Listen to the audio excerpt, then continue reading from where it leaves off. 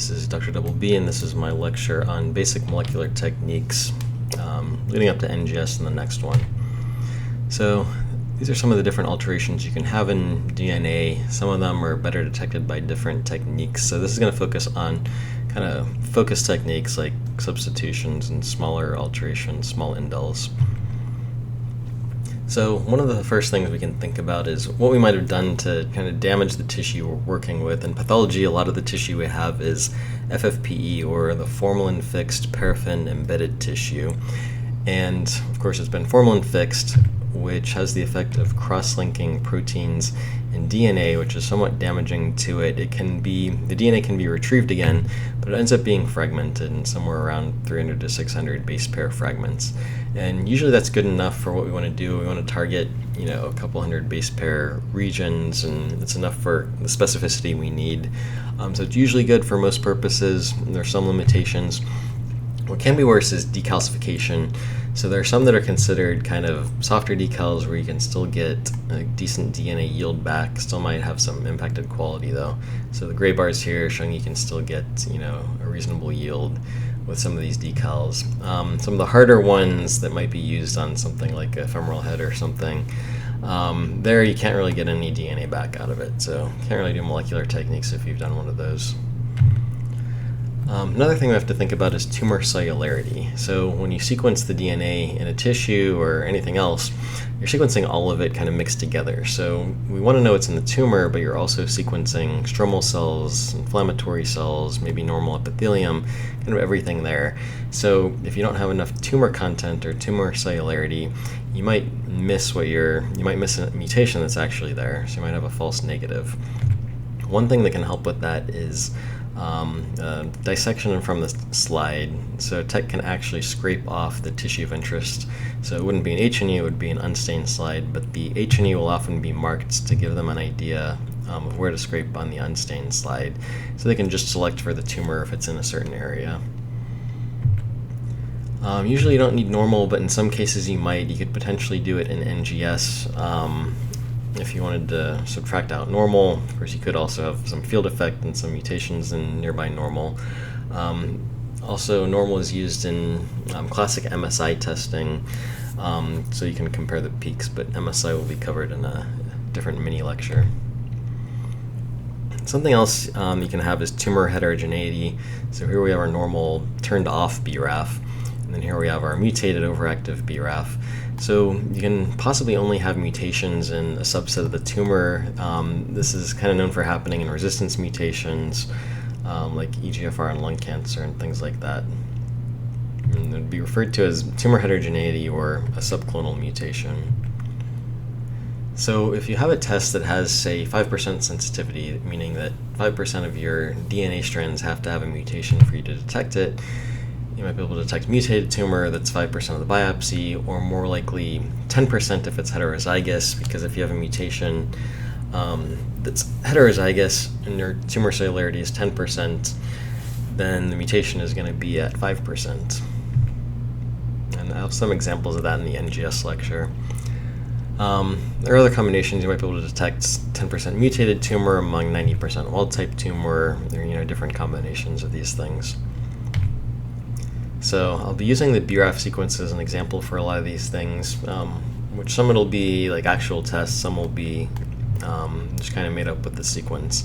So the wild-type sequence GTG, which is normally a V, then when the T mutates into an A, then that gives you the VTE mutation, and a good chemist might be able to tell you that's going to disrupt normal function of the protein and overactivate it.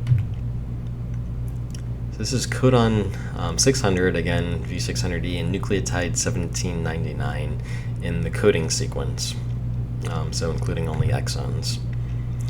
So you might have learned this one already, but PCR, polymerase chain reaction, is a basic way to amplify DNA.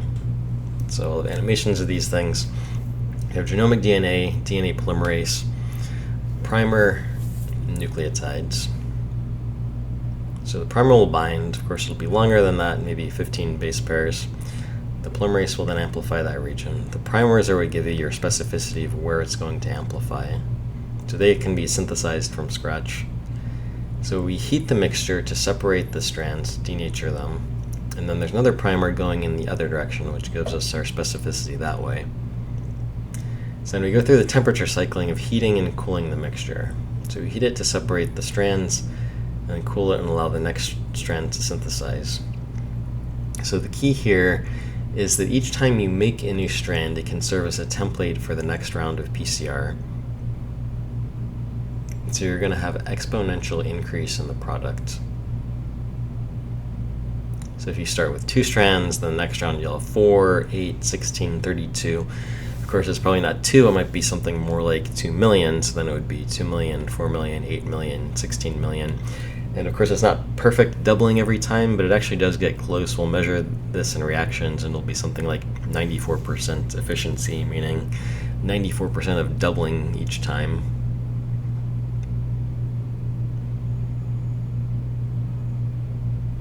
I'll try to let this finish up.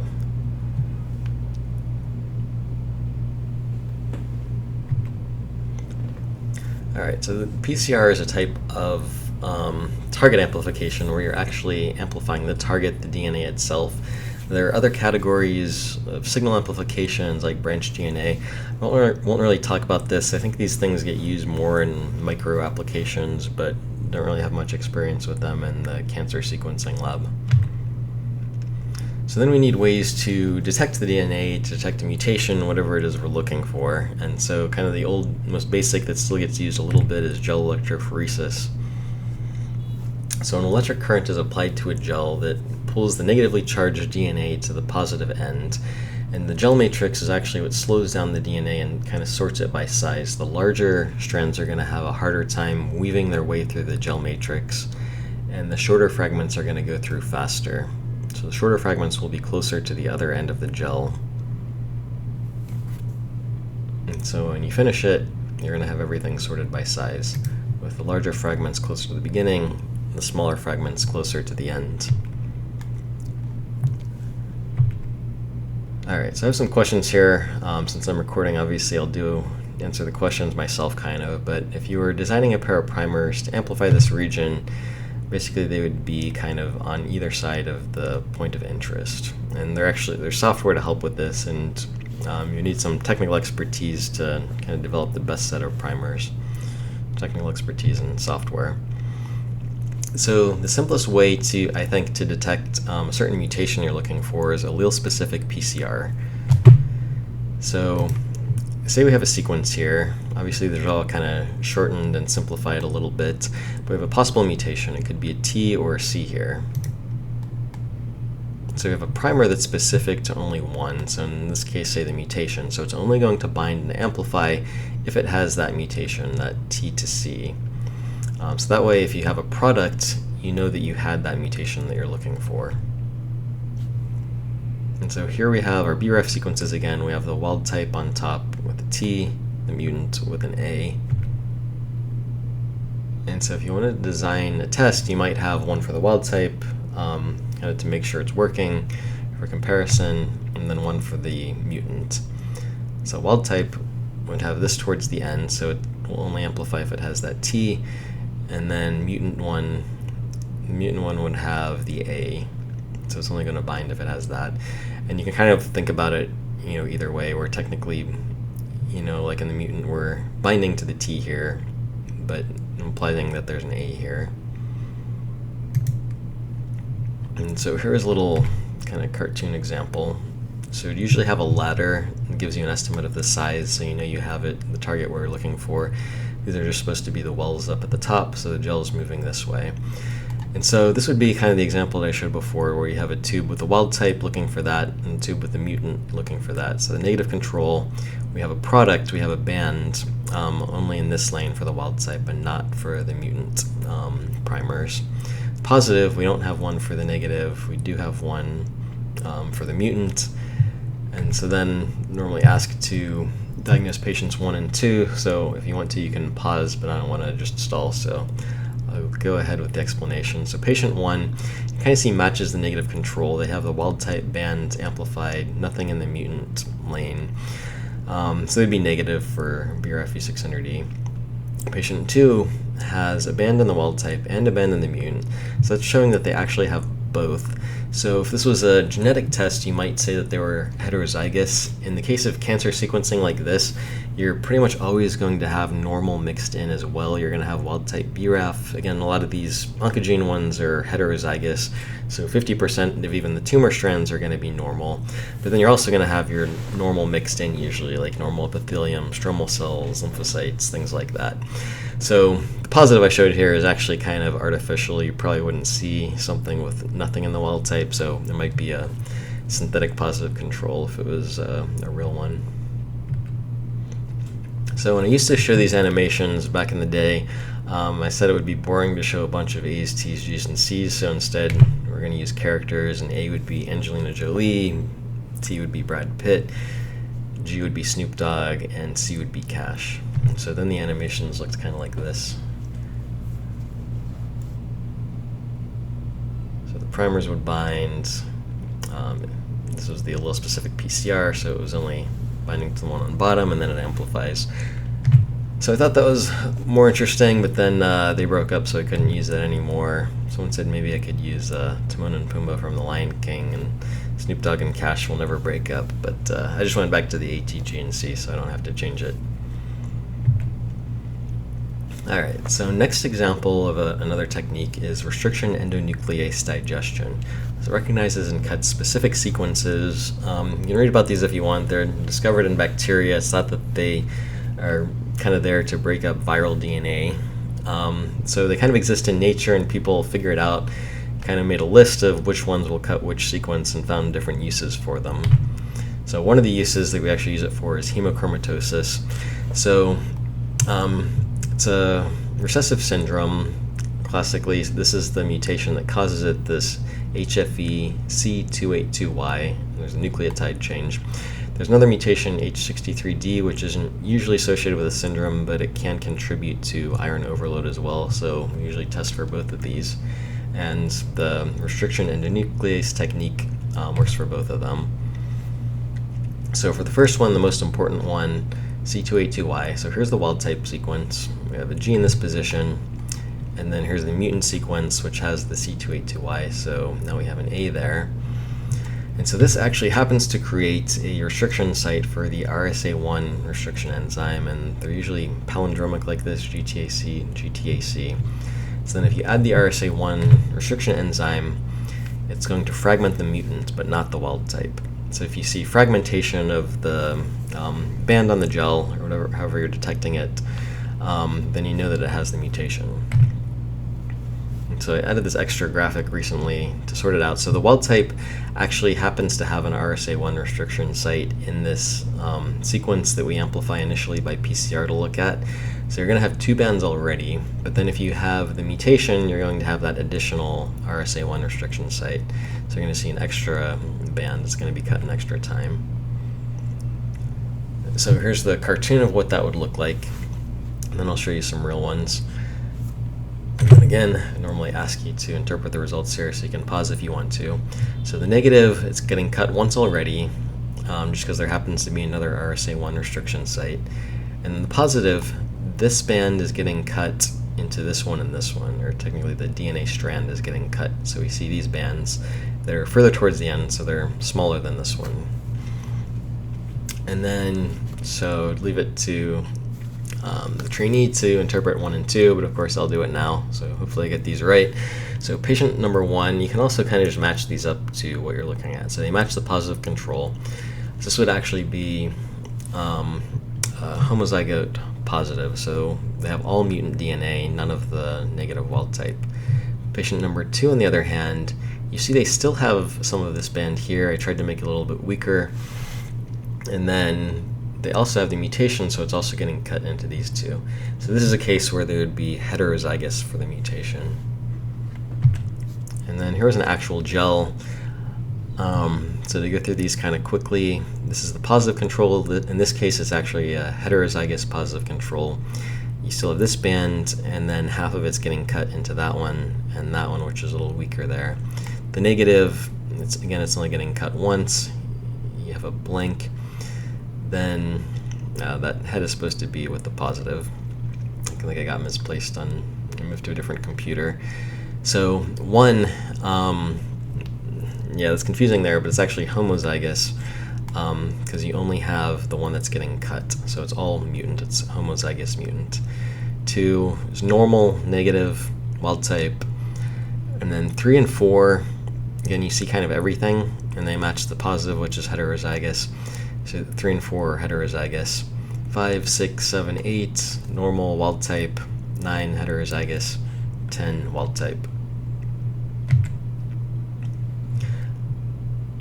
Oh, and I have a note to myself, I think I have these spaces in the wrong spot, so I'm already too far into the lecture to stop now. But it'll basically make sense, though. I think I have the spaces, the codons are a little bit off from what they actually are.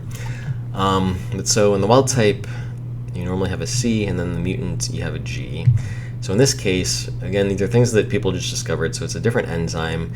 And in this case, the wild type actually gets cut by the DNP2 restriction enzyme. So if you were to add the enzyme and then detect it later, the wild type is going to get cut and the mutant does not. So it's a little confusing. It's kind of the reverse of the C282Y. And so here's the cartoon example. Again, we have this, so the wild type is getting cut, the mutant is not getting cut. And here there's no other like bonus restriction sites in the sequence we're looking at here. So the positive control, the mutant does not get cut, the negative control does.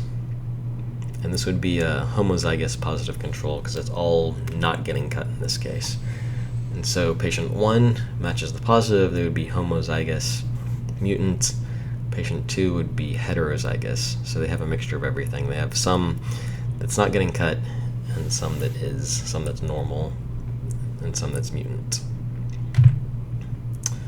And again, we have more examples. This head is again misplaced. That's supposed to be with a positive over here. It's a heterozygote positive control. So here you have the mutant that's not getting cut, the normal that is getting cut. Here we have the negative control that is getting cut into the 2 fragments blank. And then again, you can stop and go through these if you want to try. But in lane 1, you can also just see what they match. So it matches the negative, it is getting cut, so it's wild type, normal, negative. 2, again, ignore that. 2 would be the homozygous mutant that's not getting cut at all. 3 and 4, normal again. 5 would be heterozygote, again, matching the positive, where you have some that's not getting cut, the mutant, some that is the wild type. 6, 7, 8, 9 are all negative wild type. Alright, so next technique is melt curve analysis. It's not done too much by itself, but sometimes it's used as kind of a QA step and other things. That's annoying. Hold on. I may not edit this out. I may be lazy. But we'll just resume here. That's weird. Microsoft still hasn't gotten PowerPoint to work perfectly, apparently. Alright, so next is melt curve analysis. So here we have a possible mutation again. So here we have a probe that's specific to 1, the wild type or the mutant. We'll say in this case it's specific to the mutant. So if there's a perfect match, it's going to bind tightly. If there's an imperfect match, so we have one mismatch here, it's going to bind weakly, but it's big enough that it's still going to bind. Then we add an intercalating dye, like cyber green. It's going to fluoresce as long as it's bound in the middle of double-strand DNA. Then, jump back a little bit, we're going to slowly heat the mixture, and so eventually these are going to denature, and it's going to separate the probe from your strand. So if it's an imperfect match, it's going to fall off sooner. If it's a perfect match, it's going to fall off later. And so you can tell by when the probe falls off how tightly the probe was bound, if there was a mismatch or not. And so you look at the fluorescence over time. So it's going to start high when all of the probe is bound, and then it's going to fall off at some point. And it's going to depend whether it's wild type, mutant, heterozygote, when it falls off. So if it's a perfect match, it's going to fall off at the highest temperature. So we don't usually look at this graph, we look at this one, which is the delta fluorescence with time, kind of a calculus term, but change in fluorescence. So when you see a big peak, that means that a lot of the probe is falling off. and then again temperature is going up over time as we heat it up. So this would be a probe that's specific to the wild type because that's at the highest temperature here. So any peak over here is the probe falling off from the wild type. The peak over here, a little bit to the left, indicates a mutant. So there's a mismatch, so the probe falls off sooner at a lower temperature. So we could go through some of these. The dark blue would be homozygote mutant, assuming this is a germline test. This pink-red one would be all wild type, brown one would be wild type, and then this light blue and the green one would be heterozygous, where some is falling off here, some is mutated, and then some is wild type falling off here. So this looked like, again, this would be up to kind of a technical expert to design, but something like this where it's in your region of interest. And so this is a probe to the wild type. The GTG is the wild type again. And then similar to the last graph, but I'm just asking, which is each curve. So again, we designed a probe to the wild type. So the green would be the wild type, the green sample if these are different samples.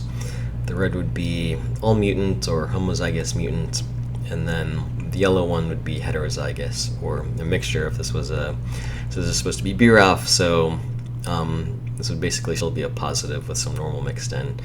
And again, the red or 100% mutant would not really be realistic. Alright, so moving on, most of those were ways to detect a single nucleotide chain, something small. We need ways to detect larger regions, like hundreds of base pairs. So Sanger sequencing was kind of the gold standard for that until next generation sequencing came around. So in Sanger sequencing, we have a sequence we want to sequence.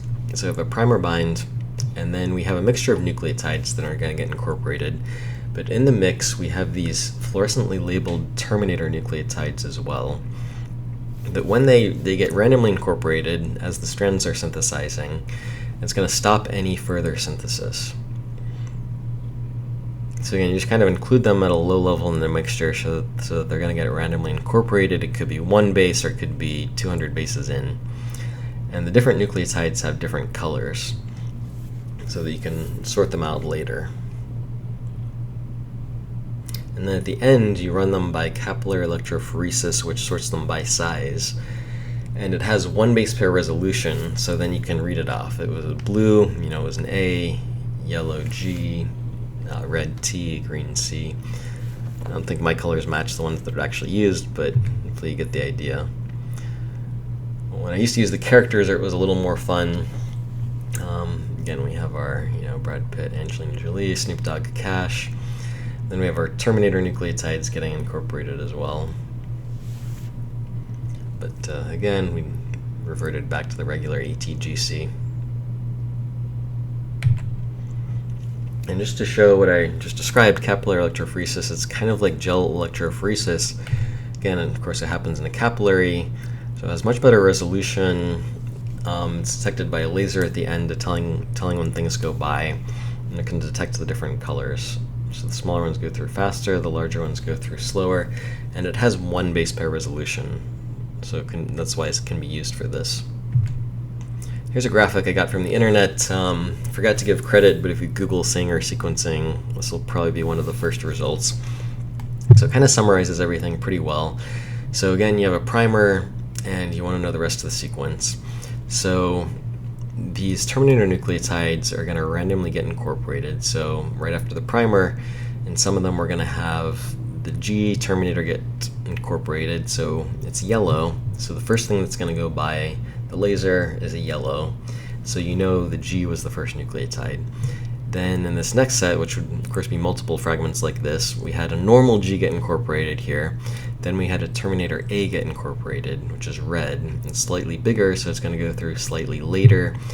We're going to see a red peak next, so we know it was an A. It was the second nucleotide here. And so on. Hopefully you get the idea now, but here we have two normal ones, two normal nucleotides, so a G and an A. And then a terminator A randomly gets incorporated here. So then the third fragment we see a red, so we know that was an A. And so on. So you can always pause if you need more time to think about that. So going back to my BRF V600D example for everything, so we have a primer, then we're starting the Sanger here.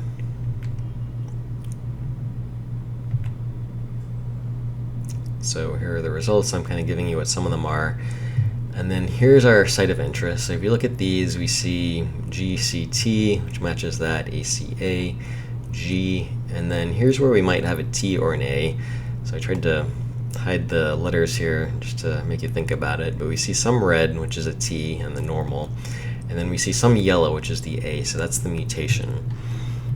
So basically this is a positive, and as usual we're seeing some normal and some mutant mixed in. So it can get a little trickier for insertions and deletions. I borrowed this from another lecture I'd seen at some point. But say we have a sequence here and we have a T insertion. So if everything was the T, then it would just be this. But again, you might have a heterozygous case if it's germline, you might have a mixture if it's tumor. So in a lot of cases, you're going to have the original wild type sequence here, and then you're also going to have the sequence with the inserted T. So what you're going to end up seeing is kind of a superposition of the two results, to use a physics term. So they all have the T for the first one, they all have the T for the second one, but then when we get to the third position, some have the C, some have the T. So you're going to have some of those fragments that have the C terminator and some that have the T terminator, so you see both colors. The next one you have some G, some C, so you're going to see both of those. Then the next one you have all G by chance, so you see all G, kind of so on from there. So if you see something funny like this, it probably means there's an insertion or deletion, and then you can kind of sort out what it was. Alright, so next one is pyrosequencing. So this one has advantages and disadvantages compared to Sanger. It's a little more sensitive. Sanger is maybe like 15–20% as far as sensitivity, you know, when you're thinking about your like tumor normal mixtures. Pyrosequencing can go more like 5%, but it also can't sequence as far, maybe like 20 or 30 base pairs. And it can be a little tricky to interpret too sometimes, which I'll show. We also use it for methylation testing. So we have a couple sequences here. It would be the same kind of region of interest, but I added a few mutations to show you how they behave differently. So we'll say this is again kind of a case where you have some mutations, and so it's a mixture of normal, tumor, something like that. So you have a primer bind, and at the bottom you see the dispensation order here, which is the order you add the nucleotides. So in this case, we actually add one nucleotide at a time, and the detection is running the whole time. So it's not just a mixture of everything at once like Sanger. So we add a specific nucleotide, in this case a G. So when a nucleotide gets incorporated, a pyrophosphate gets released, and that's normal, so it's not something extra. What's extra is we include the sulfurylase and luciferase in the mix, which create a flash of light when that pyrophosphate gets released. So it gets incorporated, and we see the pyrophosphate release. This one doesn't get incorporated, so down here we see nothing.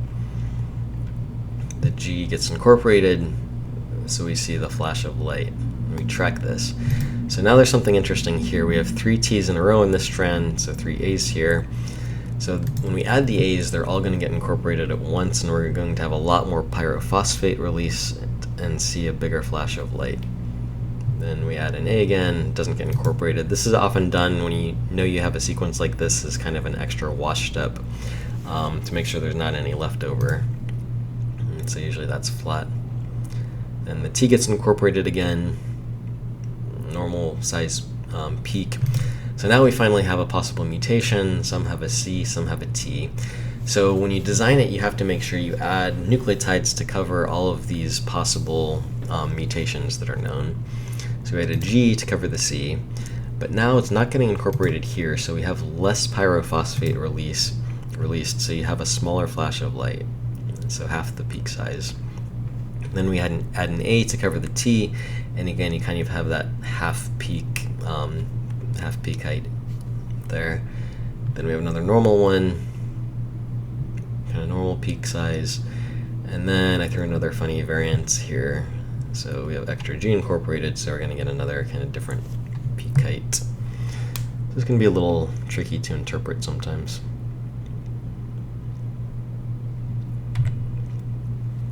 Alright, so here's just a little cartoon where it might look something like this with all the peaks coming up when those get incorporated.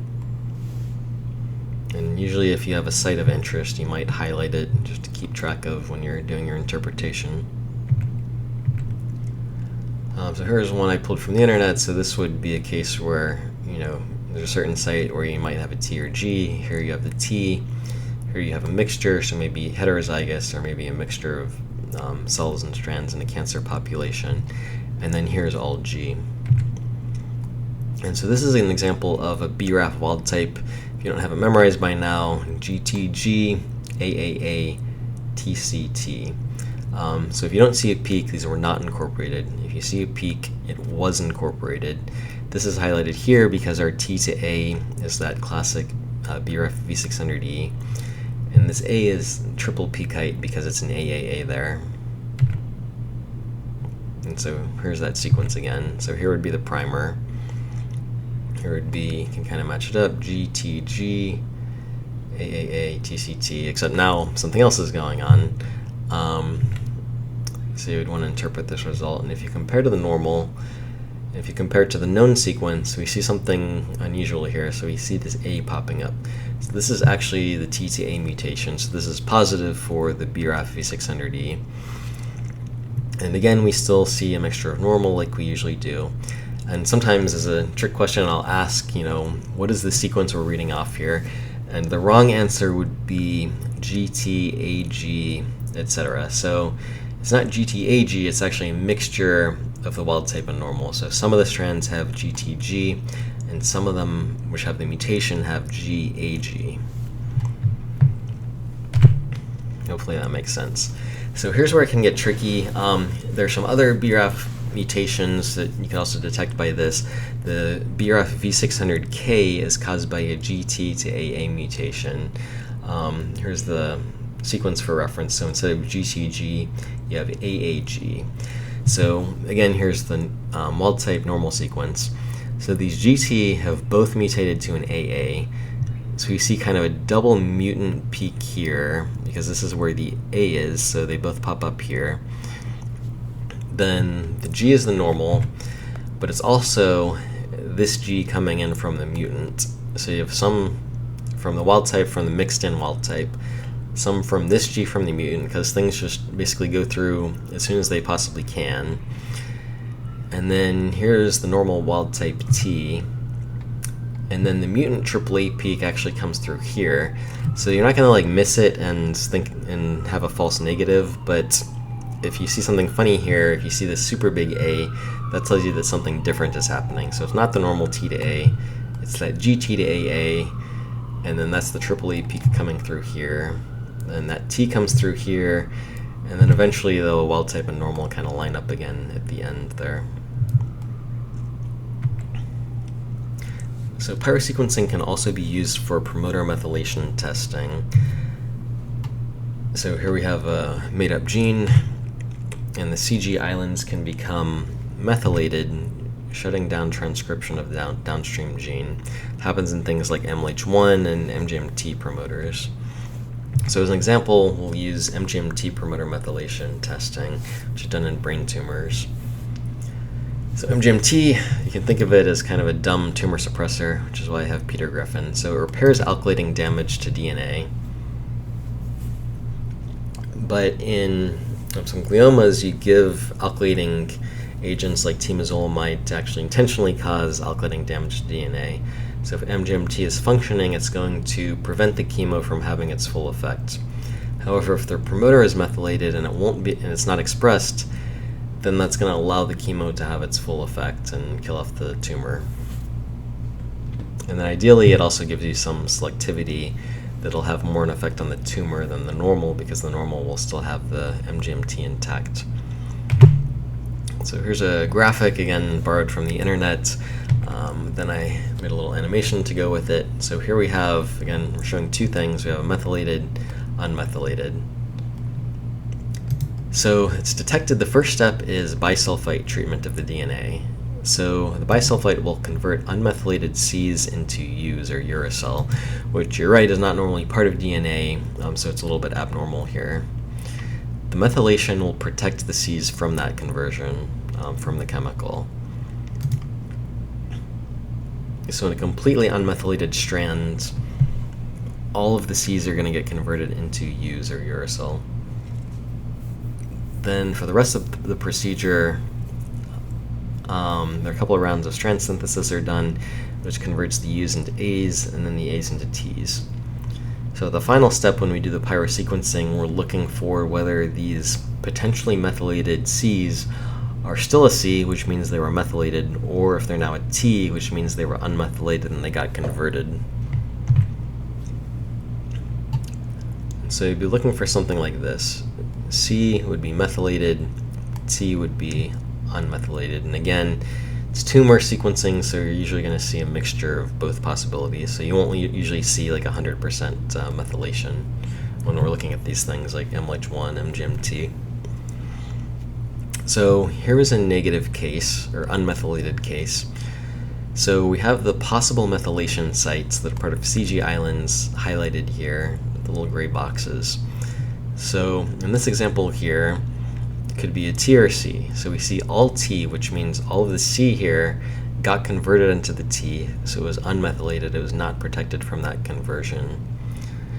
And then we have 5 sites we look at, so same here, it's all T, so it was all unmethylated.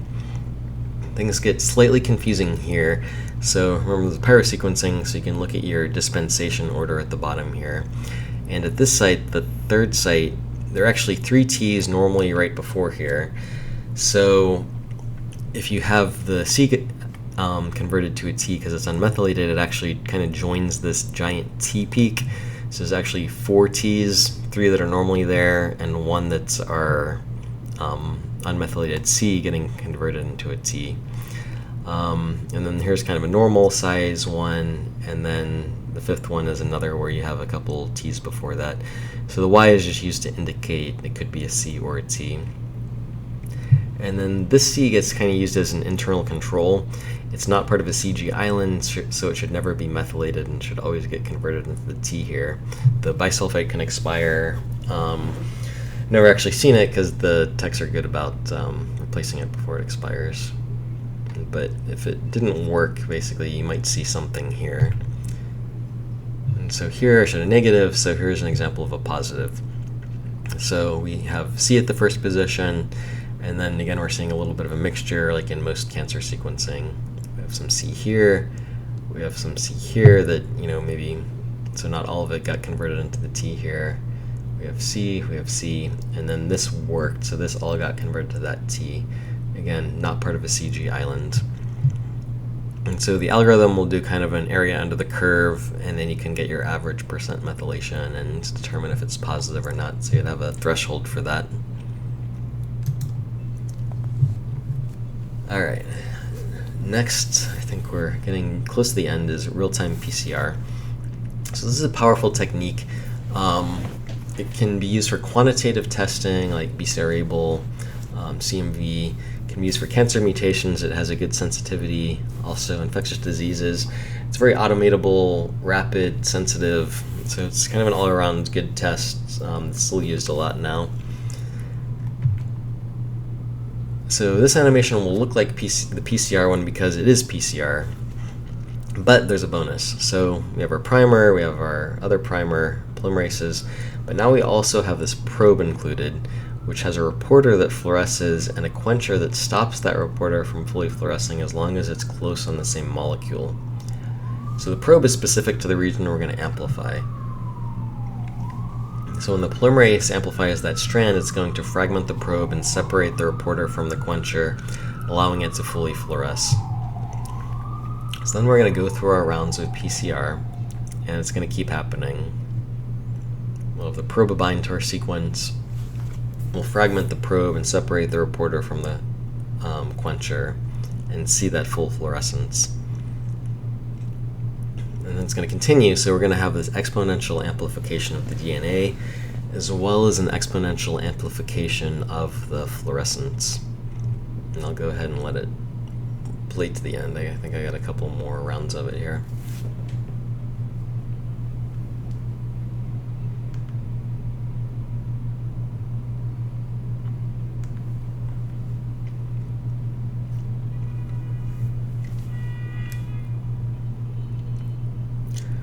So again, it might be 2, 4, 8, 16, 32, 64, or, you know, in the millions. 1 million, 2 million, 4 million, 8 million, and so on.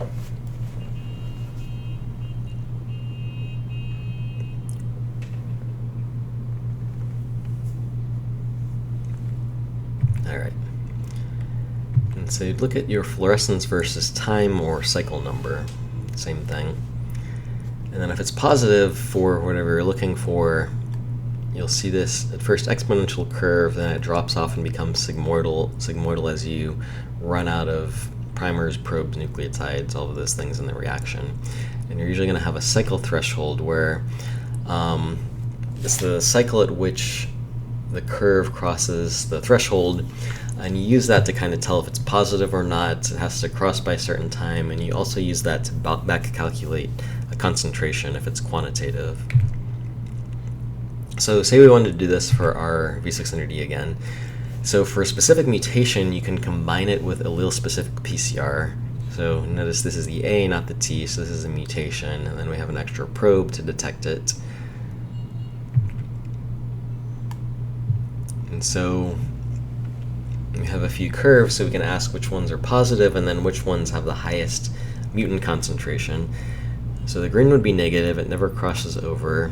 Yellow, orange, and red would be positive, they do cross over, and again it would have to usually be by a certain time or cycle here. And the red would have the highest concentration of the mutant because it crosses over first. In this case, this probably wouldn't be a quantitative test, but you'd use it for other things. So I'll show you some examples of how you could think about it without doing all the full math, or how you might see it on a test or something if it came up. So say the sample in yellow has 1,000 copies of BC-variable fusion, so mRNA. How many copies does the sample with the red curve have? So I'm giving you the cycle threshold. So the yellow crossed over at 31, the red crossed over at 28. So the red is more concentrated, it has more copies. So if you work backwards, so again, it's supposed to double each time. So if it crossed at 30, it would have had twice as many copies, 2,000. If it crossed at 29, it would be another twice as many, 4,000. And since we said it crossed at 28, it's another double, it's 8,000. And then this is basically the same question. I actually switched it to the other one because I thought that was easier. So again, 3 cycles difference is 8 times more. It would basically be a 2 to the n of the cycle difference. So when you want to do it quantitatively, you do a standard curve based on samples or controls of known concentration. So red here has 1,000,000 copies, orange has 100,000, yellow has 10,000, green has 1,000, and so on. And so they cross over at different times. And again, it's exponential. So you notice this is a factor of 10 in each one, even though they're evenly spaced here. So here's an example of how it would be done. You would have your samples of known concentration, your controls. You would do a line of best fit, hopefully get a good R², and then you would have your unknown sample. You would know the cycle threshold it crossed over at, and then you could back calculate the concentration of that sample. So here's a question I had that hopefully you can do without doing any math. It was also an example of how maybe on a Riser boards question you could do some math questions without having to do math. So I'm giving you some standards, and then the cycle thresholds, and then we have an unknown test sample. So it's going down here, 10,000 to 10, and then the cycle threshold is going up. And so which ones of these make sense? So our test sample crossed over at 25. So basically it's in between here. It's between 100 and 1,000. So we know it's probably C or D. And then without doing math, if you wanted to kind of guesstimate what the right answer is, well, 25 is closer to 26, so it's probably closer to 100. So the answer is 265, or C. I did do the actual math, so that should be the correct answer. All right, so that's most of the techniques we'll talk about. So here's a little bit of a summary of them. And here's some of the sensitivities. I didn't talk about it for everything, different technologies. I threw in one extra slide just because I seen this as a RISE item descriptor. I think this is used more in micro, so I don't have as much experience with it. But there's another technique, transcription-mediated amplification or nucleic acid sequence-based amplification. I feel like the latter one is not a great name because a lot of the things we do are nucleic acid sequence-based amplification. But anyway, this one in particular, you start with RNA, then there's reverse transcriptase and RNase. So the RNA is converted to DNA. Then you have an RNA polymerase, which converts that DNA to RNA. Then the reverse transcriptase will convert it back to DNA, and this will cycle and give you an amplification. So again, the first term kind of makes sense, transcription-mediated amplification. So no temperature cycling. There's back and forth between DNA and RNA. So let's think about which of these tests would actually work if we want to look for certain things. So we have KRAS, the Kristen rat sarcoma, viral oncogene homolog. So we have Kristen Bell.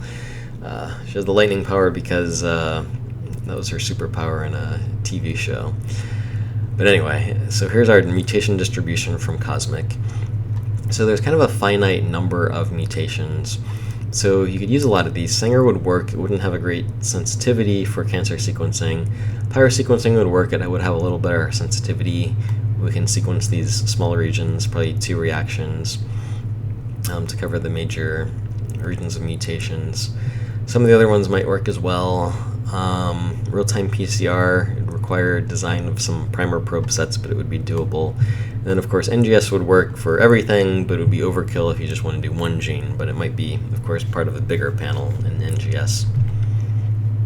So let's look at another one like EGFR. Here you have more going on. Again, you have some missense mutations here. You also have some insertions, deletions. So this starts to reach kind of the upper limits of what you could do with some of these ones where you look for a specific variant, like real-time PCR. But it's still doable. So this is an example. I don't want to endorse too many tests, but this was an example of one, Roche-Cobas EGFR, that does the real-time PCR, allele-specific PCR. It kind of covers all the major known mutations. Could potentially miss some that are less common, of course. What about P53? Well, some of these start to drop out. So a lot of these down here, you need to know kind of what you're sequencing. The real-time PCR, allele-specific, melt curve wouldn't work at all. You can't really design primer probe sets for all of these possibilities. You have all these substitutions, all of these indels here across the whole gene, and you might have novel ones as well. You could have something new that causes a frame shift or truncating mutation that's not reported. So it's really not feasible to do anything other than Sanger sequencing, or of course NGS. Pyro is still a sequencing technique, but again, it can only do like 20 or 30 base pairs, so it's not really practical and it's a little harder to interpret. So it's Sanger or now NGS for that. Alright, now we're getting to the end, but I have a little kind of random thing thrown in because you do see some business questions on Ryzen boards. So I have a little video first.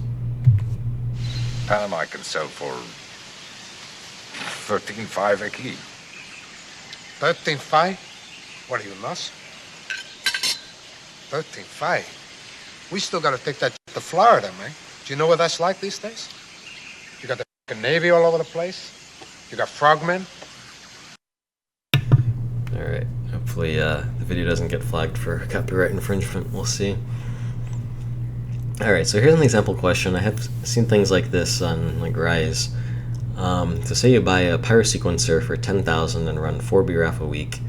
The test costs you $100 per sample. Reimbursement is $150. What's your break-even point? Meaning, when do you kind of make back that cost, the initial investment for the pyrosequencer?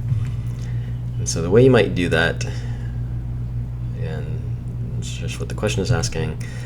So you'd say, okay, what are you making per test? 150 reimbursement minus $100 cost per sample. So you're making 50 per BRAF, you're doing 4 per week, so you're making 200 a week. So then you kind of divide that out or multiply it out. That comes out to about 50 weeks. So 1 year would be the answer.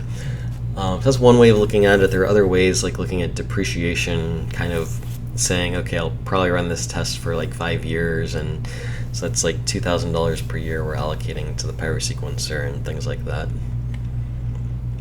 Anyway, that was a little bit of a tangent, but I threw it in there. Alright, so now the actual last thing is a little bit on repeat diseases. So Fragile X syndrome is kind of a classic example, named after the carrier typing abnormality caused by this repeat. So there's some clinical info. It's an X-linked dominant syndrome. So again, but still higher penetrance in males. So it's caused by the CGG trinucleotide expansion mutation in the FMR1 gene. And so it can be diagnosed by Southern blot or PCR. And so there are different ranges that are considered normal, intermediate, premutation, pathologic. So Southern blot, you can kind of think of it like a gel post-PCR, but that's not really what it is. It's actually fragmented DNA run on a gel, transferred to a membrane, and then radioactively labeled probes are added to your region of interest. So it's different than PCR because you have all of your DNA here, and then we just have the radioactive probes showing us the DNA that we're interested in here. It's also kind of sorted by size on the gel. And so I pulled this from a paper. This is one I haven't actually signed out myself in my career, but here you can see the normal. So it's running this way. So we have the smaller fragments here, and I have some of them labeled.